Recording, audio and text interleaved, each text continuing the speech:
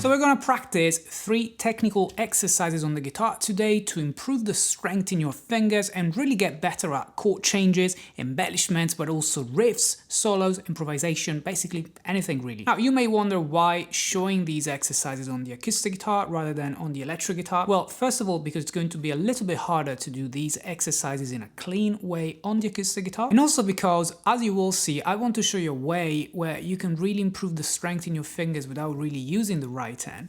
And it's going to be easier to deliver this message on the acoustic guitar having a microphone that picks up the sound of the fretboard rather than on the electric guitar. So what are the 3 exercises? Well, the first one is what I call the 1-3-5. You start on a fret, you pick which fret really. I suggest to start on fret number 5. Then you go to the 3rd fret from the one that you started from, and then to the 5th. So if you start on fret number 5, as I suggest, you're gonna go 5, 7, and 9. Okay, you start on the low E string and you do every single string going this way. Okay, now the fingering that I suggest to practice is 1, 2, 4. So don't use the ring finger, use the 2nd finger. This way you're going to really stretch your index instead of stretching your pinky, which is usually the weakest finger that we have. And because it's made by 3 notes per string, you will have also to coordinate the right hand appropriately. So I suggest to do down, up, down on the 1st string that you start from, and when you move the same combination down to the next string, I suggest to do up, down, up. This way you keep your alternate picking going and you don't have to play 2 times in the same direction with your right hand. There is also another way to do this exercise in terms of right hand, which is going to be down, up, down, down, up, down. So you always keep down, up, down. In other words, the 1st note is always going to be a downstroke. Feel free to try both, but my suggestion is to go for the alternate picking down, and then up, down, up. Now, you have to start really slow. You have to use a metronome, obviously. I'm not going to show you this with a metronome now because the video would become too boring. I want to show you the exercise instead. And you have to make sure that by the time you reach the 3rd note on each string, the other 2 fingers are still down. In other words, don't do this. Okay, this is not going to be a good technique, and also you waste so much time by lifting the fingers too often and getting far away from the strings. So you want to keep your fingers really close to the fretboard and you want to do this. Okay, once you've done 1 string, you want to move to the next one and do the same combination as we said, and carry on for the other strings.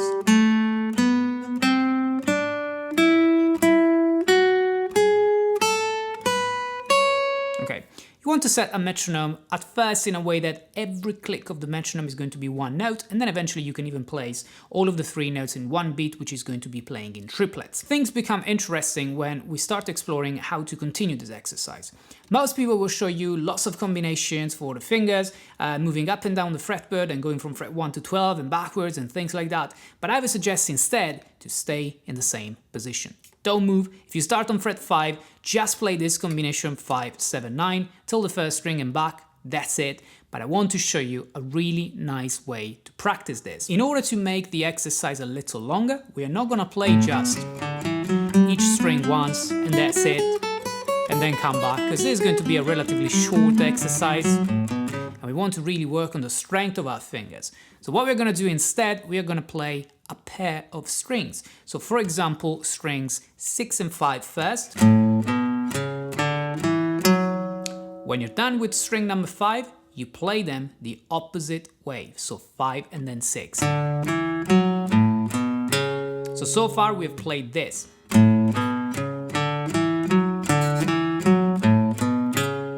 Now you play 3 strings and you play 6, 5, 4, and then 4, 5, 6. Okay, then eventually you'll build up to 4 strings, then 5,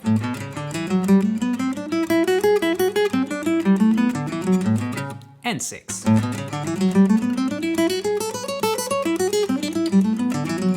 Now, before we see the full exercise, just a reminder, guys, that all of these exercises will be tabbed out on my Patreon page. So if you check the link in the description below, you will get a PDF file, but also the Guitar Pro file to see all of these exercises on screen. So the full exercise would go something like this.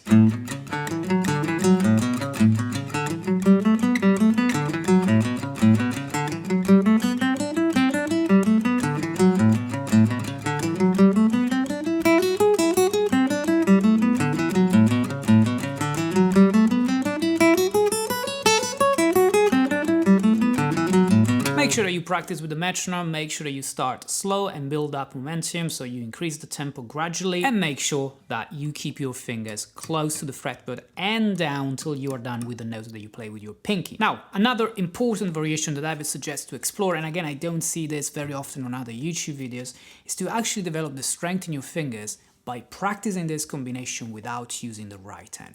So in other words, what I want you to do is mute the strings with your right hand. I just place all of my hand around frets 12 or 14 of your acoustic guitar, and then I go where I'm supposed to start from, which is going to be fret 5 in my example, and I play this combination without using my right hand.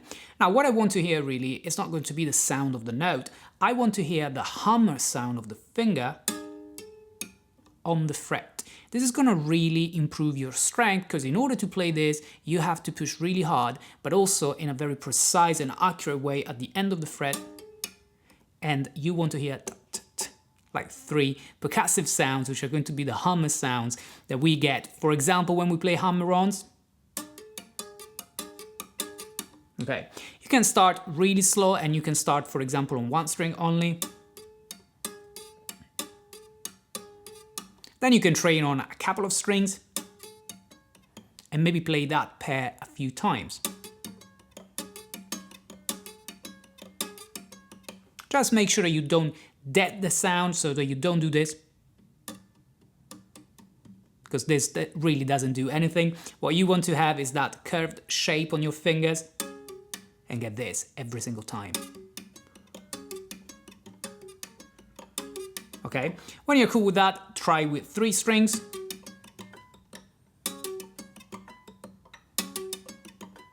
Okay, and then you try with 4, with 5, and with 6. But I would still suggest to explore the variation where you play 2 strings, then 3, then 4, then 5, then 6. So 2 strings would be 6, 5, 5, 6, 6, 5, 4, 4, 5, 6, 6, 5, 4, 3, 3, 4, 5, 6, 6, 4, 5, 3, 2, 2, 3, 4, 5, 6, and finally all of the strings till the first one and back. And as you probably heard, you want to make sure that even on the first 2 strings, which are going to be the hardest to play, you get that type of sound. Right, next is going to be a classic, the 1, 2, 3, 4, which you can do literally wherever you like. So I would still suggest you go 5, 6, 7, and 8 in terms of frets. This time there is not going to be any stretch, and each finger is next to each other, so you don't skip any fret, in other words. And here it really makes a huge difference if you keep all of your fingers with that curved shape that we talked about, sort of hammer shape, and particularly if you keep them on the fretboard till the end, so till you play the last note of each string and then you move down, okay? So this, you don't want to do this basically, okay, or something like this. You want to do this. Now even on this 1, 2, 3, 4, guys, it's going to be really important that you practice this first, so without using your right hand, you're going to mute the strings and practice.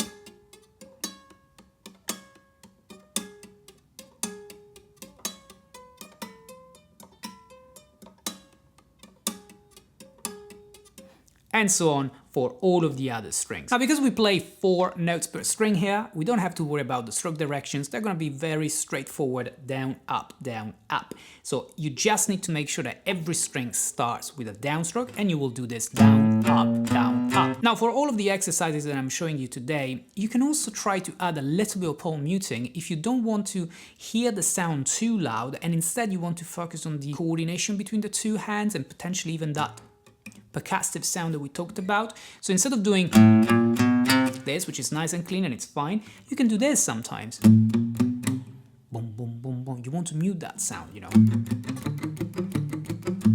so that even when you use your pick, it becomes more similar to that sound that we played previously, just using the left hand. Now, as always, you don't want to just do this 6 string to the first and then back. What you want to do is build up the strength in your fingers by playing 2 strings, then 3, then 4, then 5, then 6.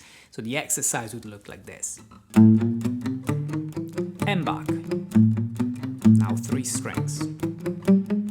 And back.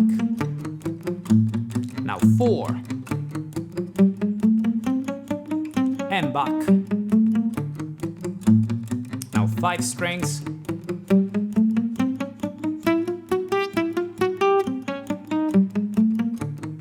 Finally, 6 strings.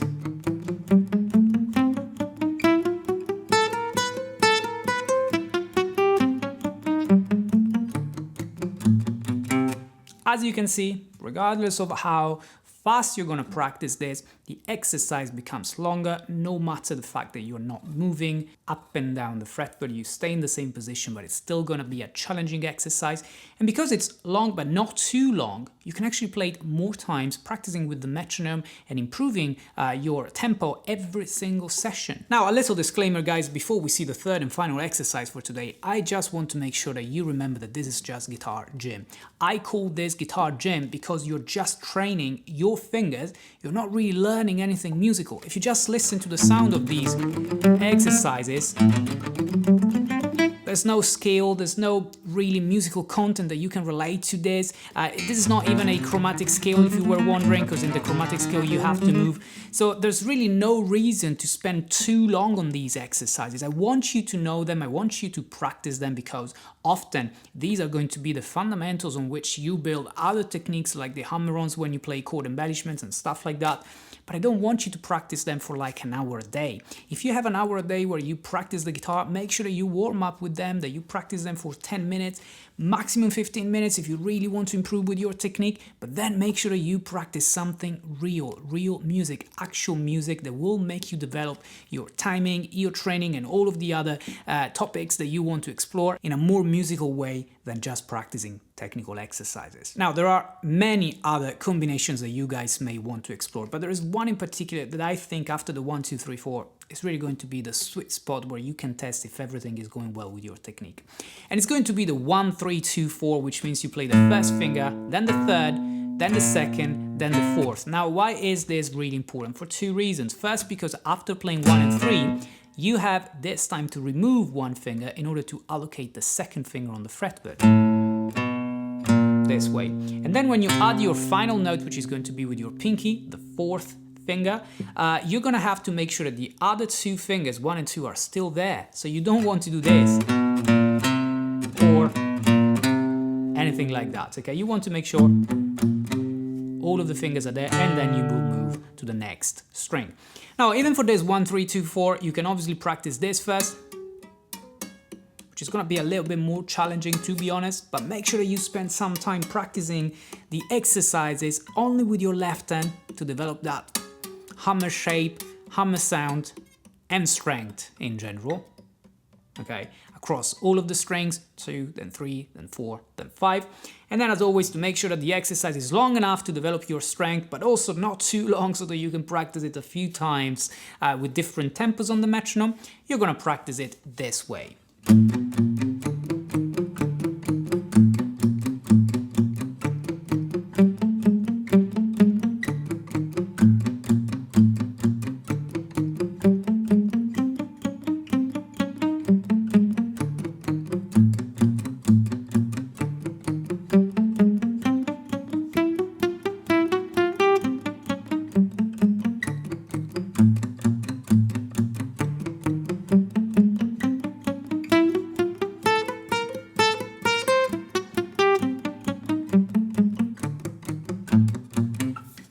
By now, guys, you should be able to follow what I was doing, and, you know, without me telling you that I was playing 3 strings, then 4, and things like that. But if you need to see all of these exercises as PDF and also guitar profile, there is going to be a full tab available on my Patreon page. You find it at the link in the description. Now, before we go, guys, I haven't talked too much about the right hand, but if you would like me to also do a similar video for the right hand only, there is a bunch of exercises that will really help you becoming super precise and accurate with your right hand, regardless of what you're playing on the left hand, which could be chords, riffs, scales, solos, whatever. So if you want me to make a video about that, just let me know in the comments below, and I will upload a video about the right hand technique only.